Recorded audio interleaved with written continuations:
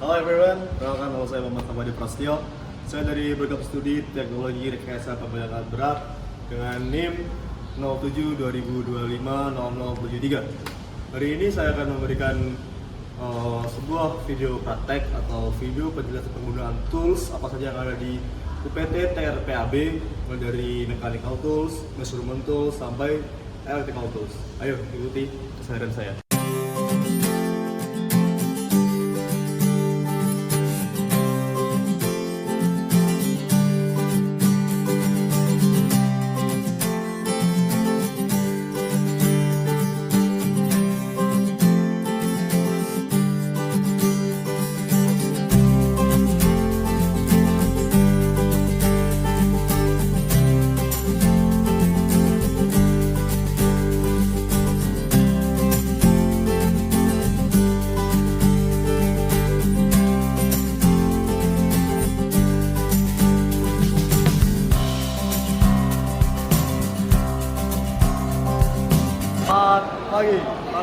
Pagi, luar biasa, tetap semangat, Asnatek. Sebelum kita melakukan praktikum, boleh kita menggunakan APD lengkap seperti helm safety, kacamata safety, kaos BMC, baju reflektor, ada sarung tangan safety, celana jeans, serta sepatu safety. Sekian, terima kasih. Untuk tools yang pertama itu ada extension dengan ukuran yang jumbo, teman-teman. Fungsinya juga sama untuk mengencangkan menggerakkan baut, cuman dengan bantuan ya ada garing lebih besar. Selanjutnya ada short extension yang lebih kecil ukurannya, sama fungsi untuk mengencangkan dan menggerakkan baut juga. Next ada crowbar. Ini fungsinya untuk mencongkel komponen yang tidak diperlukan dan teman-teman ya, membersihkan lah. Selanjutnya ada adjustable wrench dengan ukuran yang gede banget. Fungsinya juga untuk mengencangkan dan menggunakan baut dengan segala ukuran ya. Selanjutnya ada L handle, sama fungsinya untuk mengencangkan dan menggunakan baut. Terus digabungkan ke soket seperti ini. Juga sama teman-teman untuk mengencangkan dan menggunakan baut. Nah, ini ada ini kameramen maju dulu.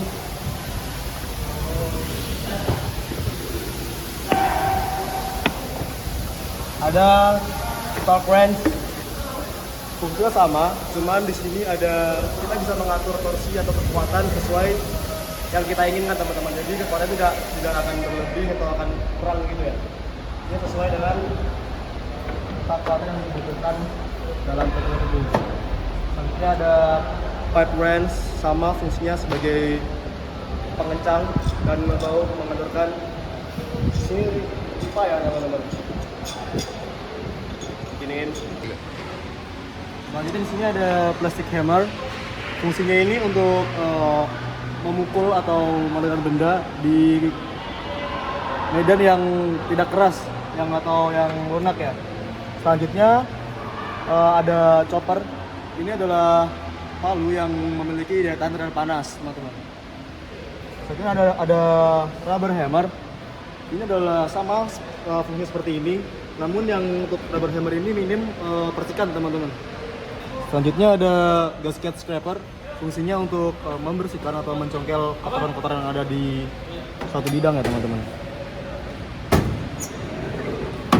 Selanjutnya ada magnetic pickup tools. Fungsinya untuk mengambil barang-barang atau tools yang jatuh di luar jangkauan kita ya teman-teman, seperti di kolong-kolong. Untuk mempermudah mengambil toolsnya kita menggunakan ini magnetic pickup tools. Selanjutnya ada T-handle wrench. Sama seperti yang lain, kunci-kunci yang lain, fungsinya itu untuk mengendorkan dan mengencangkan baut, namun dengan posisi seperti ini teman-teman. Oke, next ada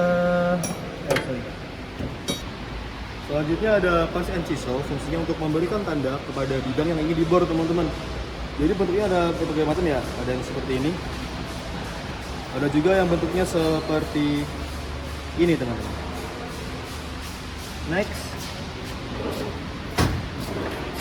Nah, di sini ada combination range, fungsinya sama untuk mengencangkan dan mengendorkan baut. Yang ini namanya offside, yang ini namanya close teman-teman.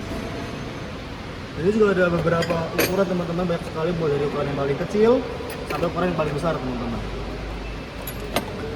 Nah, di sini ada LNQ teman-teman. Di sini ada berbentuk hexagon.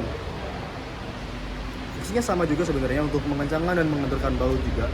Di LNQ ini memiliki banyak ukuran teman-teman, mulai dari yang paling kecil sampai yang paling besar.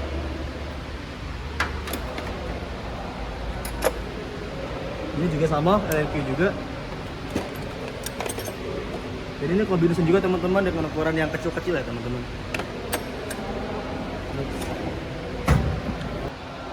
Lalu di sini ada rekat teman-teman. Sebentar ya.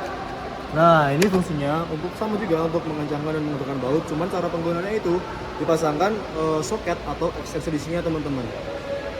Kenapa ada alat ini? Ini fungsinya itu untuk kita mengencangkan baut di area-area yang sulit dijangkau teman-teman. Di sini ada soket dengan ukuran yang paling kecil sampai ke paling besar. Ini ada extension juga teman-teman. Terakhir kita memiliki ini open end range dari berbagai ukuran. Ini berbeda teman-teman dengan combination karena ini tuh kebuka semua, dari ujung ke ujung kebuka semua. Fungsinya sama untuk mengencangkan dan mengendorkan baut. Nah, sebenarnya di sini teman-teman ada ball point. Ini memiliki dua sisi atau dua buah seperti ini. Baliknya ada ini yang di awal tadi, plastic hammer. Fungsinya untuk sama untuk memukul atau membenarkan, cuman ini tuh diharuskan untuk di medan yang tidak keras teman-teman, atau di medan yang lunak. Di sini ada fire gauge, fungsinya untuk menghitung celah ya teman-teman. Ini ada beberapa ukuran juga, tergantung celah yang kita ukur. Next kita ada tas and chisel lagi. Fungsinya sama sebagai penanda kepada untuk mata bor yang ingin kita bor teman-teman. Bisa sama ya teman-teman. Oke, thank you. Oke teman-teman, untuk selanjutnya ada electrical tools. Yang pertama ada tachometer. Fungsinya ini untuk menghitung RPM pada mesin. Nah kebetulan untuk pada kali ini kita menggunakan kipas angin sebagai media untuk menghitung kecepatan perputaran dari baling-baling traktor tersebut.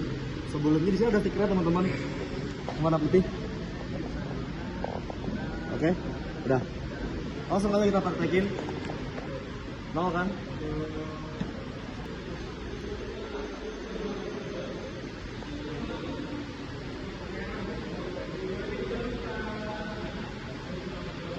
Nah, ketemu nih pada speed yang pertama. Mesin memiliki kecepatan 851,2. Ini juga sama teman-teman untuk mengencangkan dan mengendorkan baut. Namun ini dilengkapi dengan fitur seperti ini teman, fitur lock. Jadi bisa untuk sebagai alat penjepit teman-teman. Nah di sini ada yang long nose teman-teman. Jadi dia memiliki ujung yang lebih panjang.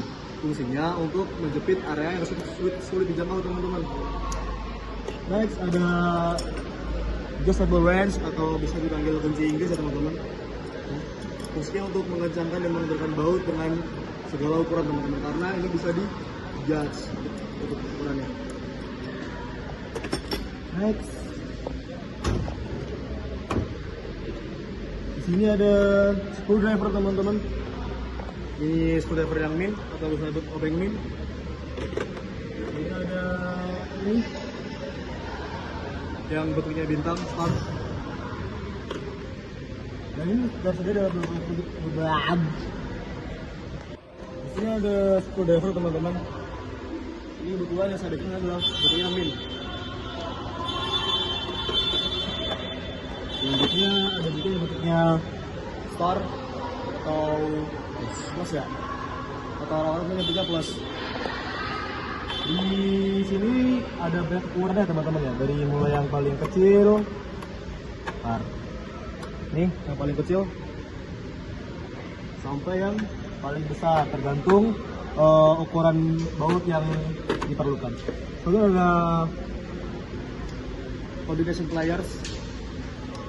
Fungsinya ini untuk menjepit dan mengendorkan. Namun di sini terdapat ini seperti gunting teman-teman untuk memotong kabel atau kapak ya teman-teman.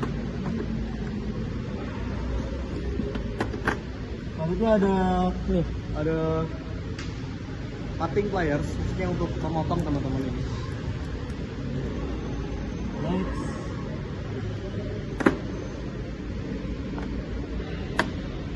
Ada sama cutting plier juga, fungsinya untuk memotong.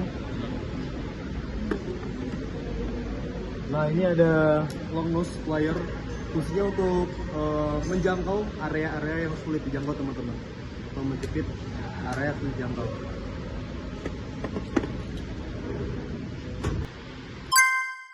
Nih, tadi ke speed kedua teman-teman.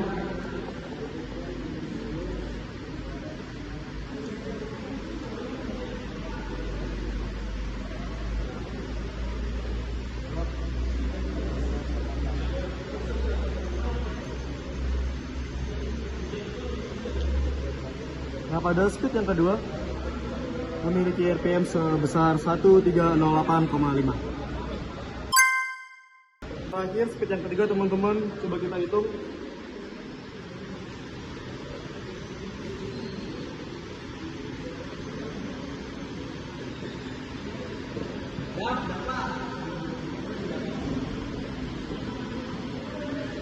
Ini ketemu di 1385,3 teman-teman. Oke, jadi itulah cara penggunaan dari tachometer. Selanjutnya ada baterai tester. Fungsinya ini untuk mengecek kondisi baterai ini udah waktunya recharge atau belum. Di sini kebetulan kapasitasnya ada di 12 volt dan maka itu kita menggunakan baterai 12 volt juga. Cara pengecekannya kita taruh dulu ini di minus, lalu di plus. Jangan lama-lama, 5 detik aja.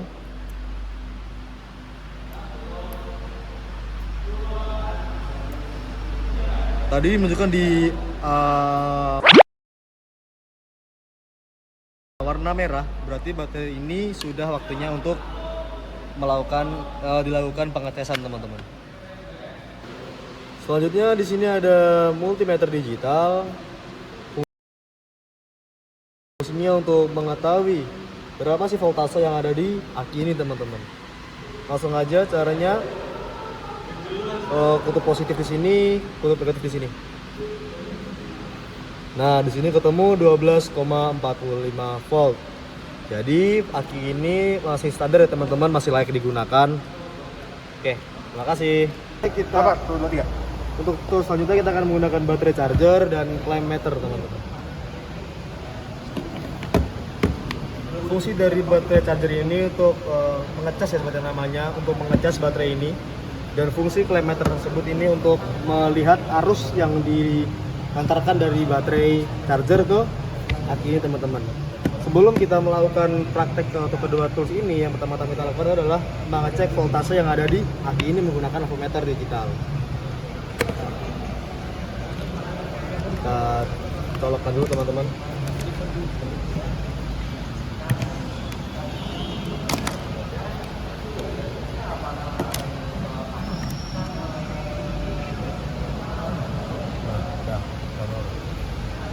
Langsung kita cek. Nah, itu ada di angka 8,01. Sedangkan kapasitas baterai ini ada di 12 volt. Jadi baterai ini tuh sudah harus dicas ya teman-teman. Langsung aja untuk pengecasannya. Step yang sebelum itu di sini ada beberapa fitur. Untuk yang pertama ini adalah untuk fast charging teman-teman. Yang kedua ini ada untuk low charging atau pengecasan dengan arus yang lambat. Yang ketiga ini ada untuk backup teman-teman, untuk membackup arus listrik. Dan yang terakhir ini ada indikator jika kalian salah untuk mencolokkan plus dan minusnya. Contohnya seperti ini. Nih teman-teman, lihat sini. Nah, ini akan berwarna merah jika salah menyolokkan seperti ini. Nah, Maka dari itu kita harus menyesuaikan dulu teman-teman untuk plus dan minusnya. Lalu kita on kan. Nah, udah. Kalau udah seperti ini berarti ini sedang mengecas, dan kebetulan baterai ini masih ada di indikator pertama, yaitu indikator masih kosong. Di sini dapat indikator masih kosong, udah sedikit terisi, udah setengah, jadi untuk indikator baterai jika full. Untuk mengetahui arusnya, kita akan menggunakan klimeter yang dihubungkan dengan avometer ini. Kita cabut dulu teman-teman. Lalu kita sambungkan. Nah, kita rubah ke microvolt. Nah, kita lakukan kalibrasi dulu sampai 0 dengan memutar yang ini teman-teman, seperti ini 0. Nah, jika sudah 0 kita akan masukkan ke titik ke plusnya teman-teman ya. Nah, maka di sini ketahuan teman-teman, arus dari baterai ini ke baterai charger ke aki adalah 3,5 sampai 3,6 mikrovolt teman-teman. Oke, sekian dari saya untuk praktikum baterai charger dan klimeter. Sekian dari saya, terima kasih. Nah, di sini itu ada AC, ada DC juga. Kebetulan di sini ada yang DC.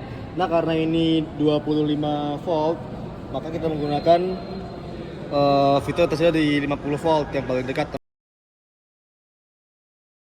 teman-teman. Langsung aja kita ujikan. Berarti kalau baterai ini menunjukkan di bawah 25 volt, berarti ini sudah tidak dapat digunakan dan sudah waktunya ganti teman-teman. Langsung aja kita cek kesediaan tongkong. Nah, itu kan di bawah 10 teman-teman. Berarti baterai ini sudah tidak bisa digunakan atau sudah memiliki daya yang lemah. Oke, seperti itu. Untuk selanjutnya ada refraktometer. Fungsinya untuk mengecek kadar asam atau keasaman dalam aki teman-teman. Langsung aja untuk cara penggunaannya. Yang pertama, kita cek dulu atau kalibrasi dulu menggunakan air mentah.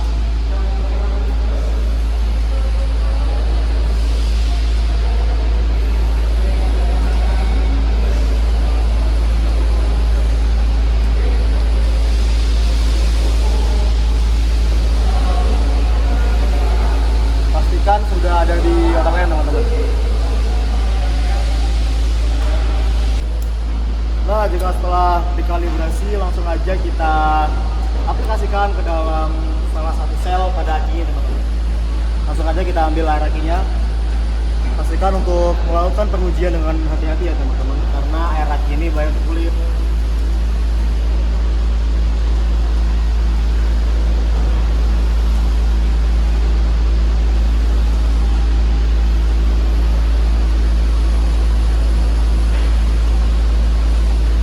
Katakan dulu, langsung cek. Mas.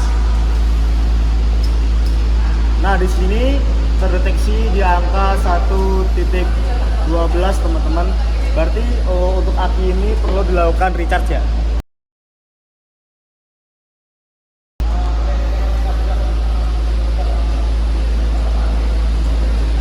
Selanjutnya ada hydrometer. Fungsinya untuk mengecek kondisi aki dengan menghitung menggunakan cairan yang ada di dalam aki. Langsung aja, caranya pertama itu masukkan ke dalam akinya, lalu kita pompa teman-teman.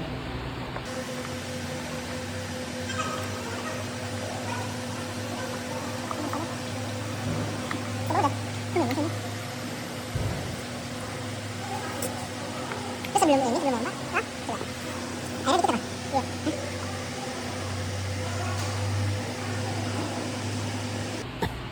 Karena ini berada di garis yang warna merah, berarti aki ini memerlukan pengecasan teman-teman. Oke, terima kasih. Ya. Oke teman-teman, untuk alat ukur yang pertama yang ingin saya gunakan adalah vernier caliper, atau orang-orang nyebutnya biasanya jangka sorong teman-teman, untuk mengukur lebar dari atas baut ini teman-teman. Langsung ada cara gini. Yang pertama, cari dulu titik nolnya. udah ketemu, dan pastikan tidak ada celah di bagian sini teman-teman. Langsung aja kita ukur.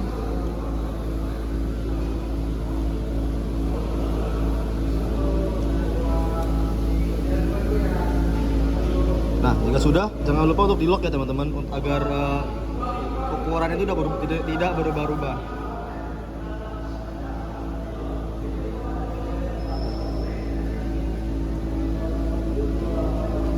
Nah, di sini karena ini di belakang angka 90-nya, maka ketemu di 18 teman-teman.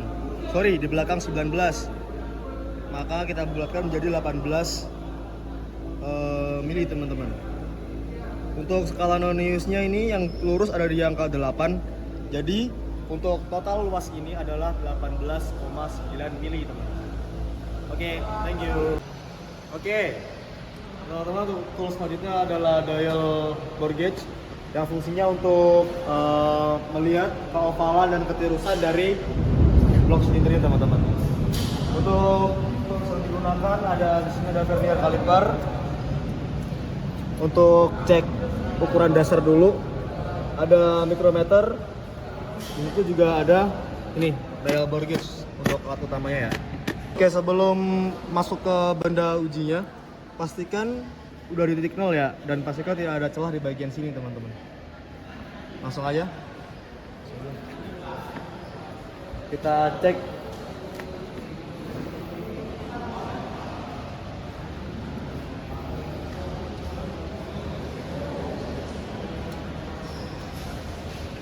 Nah, setelah itu kita lock teman-teman.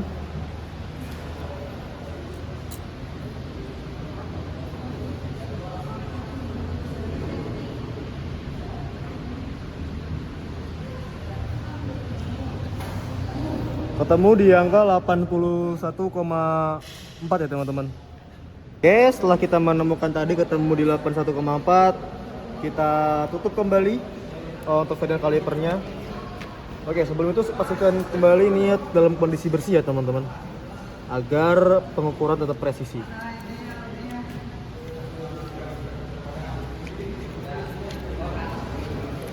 Oke, mantap. Setelah itu kalibrasi atau mencari titik 0 pada mikrometer. Kebetulan mikrometer yang saya gunakan ada di ukuran 75 sampai 100 mm teman-teman. Kita kalibrasikan dulu menggunakan ini.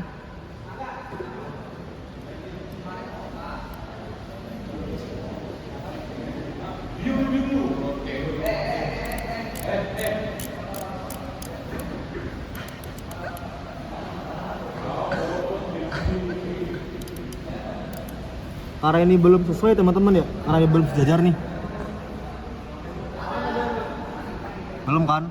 Nah, kita agak ke bawahkan dikit.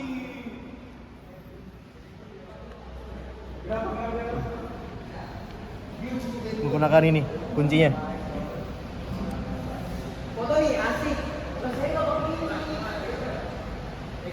Kita paskan agar garis ini sesuai dengan titik 0-nya ya. Nah.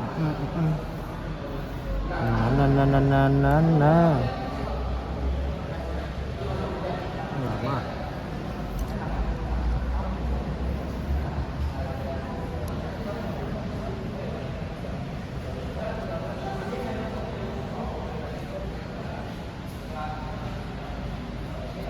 Nah, nih. Ya kan udah sesuai nih. Berarti mikrometer ini siap untuk digunakan teman-teman. Pas. Selanjutnya kita akan mengukur menggunakan dial bore gauge. Sebelumnya kita akan memilih di sini dari replacement root-nya atau pemanjangnya, kita ambil ukuran 80. Karena tadi ukurannya kan 81,4. Jadi yang paling melekat itu 82 teman-teman. Bisa kita masukkan pertamanya, baru kita masukkan washernya di ukuran 2 mm.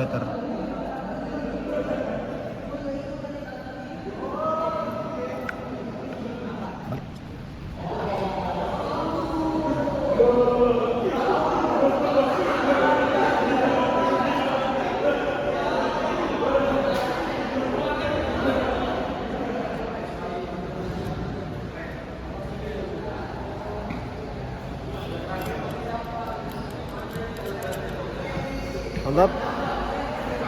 Setelah ini langsung aja kita konversikan ke sini untuk membuktikan bahwa ini sudah pas di 82 ya teman-teman.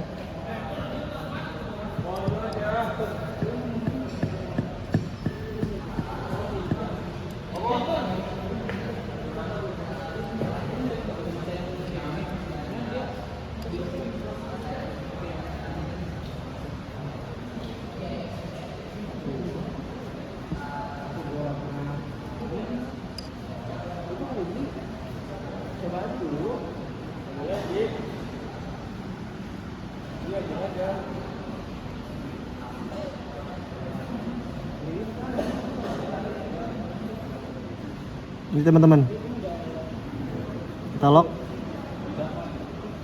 pas ya di angka 82. Setelah memasang replacement root dan browsernya, kita pasangkan kepalanya ini teman-teman ya. Gini nih. Kita buka kuncinya dulu.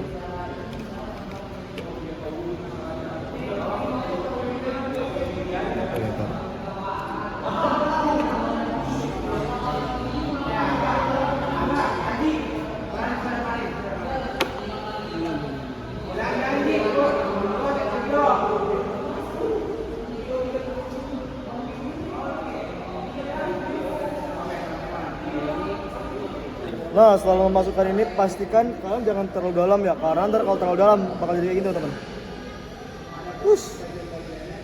Nah, ini akan berputar. Jadi pastikan untuk baterai yang ada di bawahnya ini jangan sampai tertekan di bagian bawahnya. Pastiin aja. Nah, seperti ini. Udah pas nih. Langsung kita lock menggunakan kuncinya.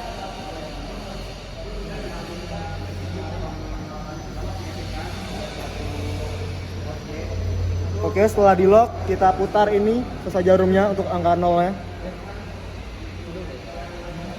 Nah. Mantap. Lanjut ke kronometer teman-teman untuk membuktikan ini sudah pas di angka 82. Selanjutnya untuk mengetahui ini udah pas ke 0 atau belum, dan untuk membuktikan ini udah pas di 82, langsung kita pasang aja ke kronometer teman-teman.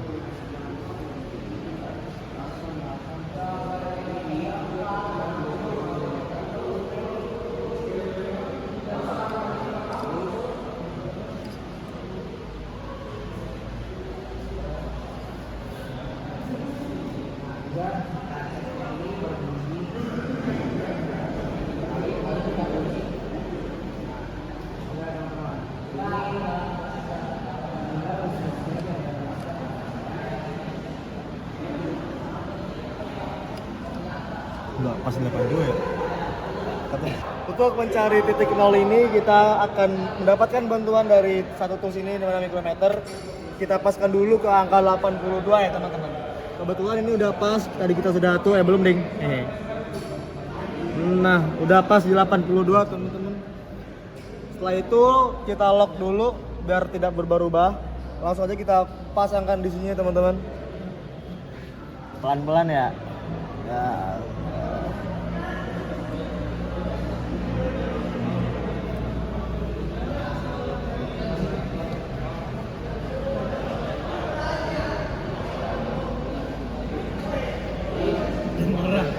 Udah pas nih nolnya.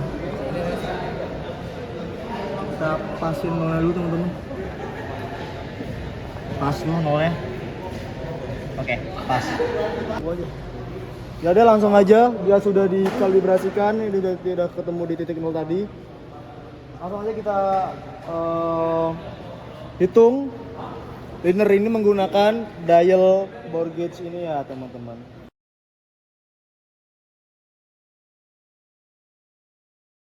Untuk step yang pertama, pastikan di bagian belakang dulu ya dimasukkan. Tes turun 3 cm kan turunnya. Ya, kita gerakan pelan-pelan teman-teman.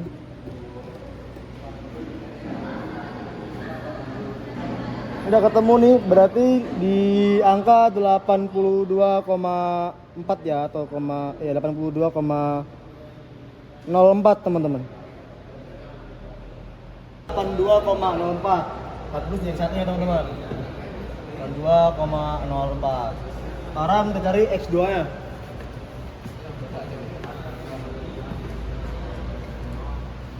X2 nya tuh di bagian tengah ya teman-teman.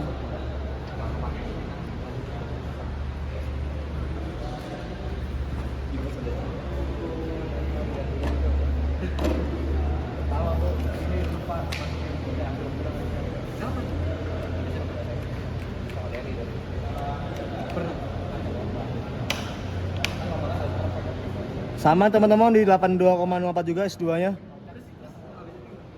Nih, liatin Pit.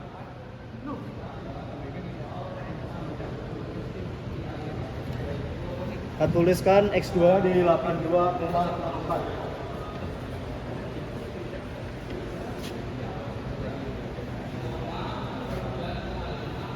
Terus mencari X3 nya di bagian paling bawah.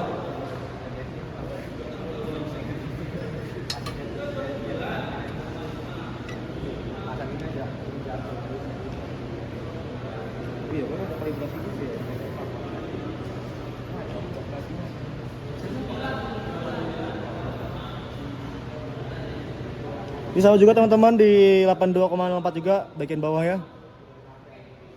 Oke.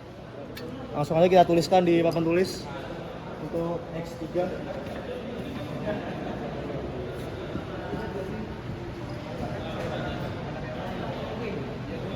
Selanjutnya dari Y1, Y2, dan Y3 teman-teman. Oh ya, tadi lupa menginfokan bahwa jika garisnya itu mirip ke sini, ini adalah X, jika garisnya ke atas adalah Y teman-teman. Lah, ini untuk dari Y1 nya.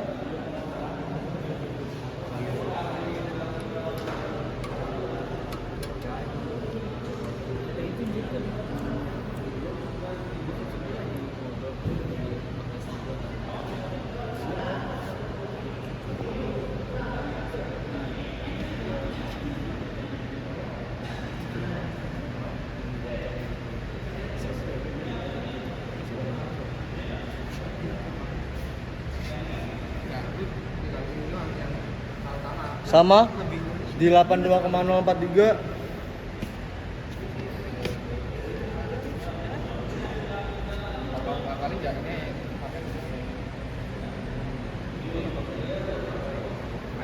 Selanjutnya mencari Y2.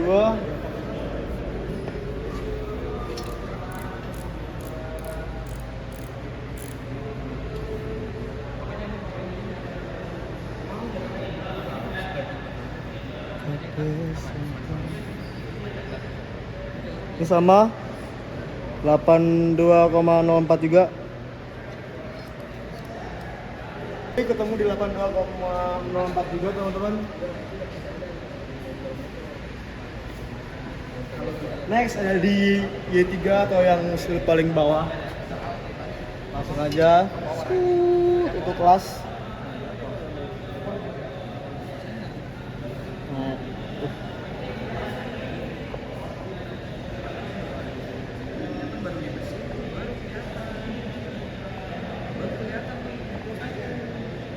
Sama teman-teman, 82,04 juga.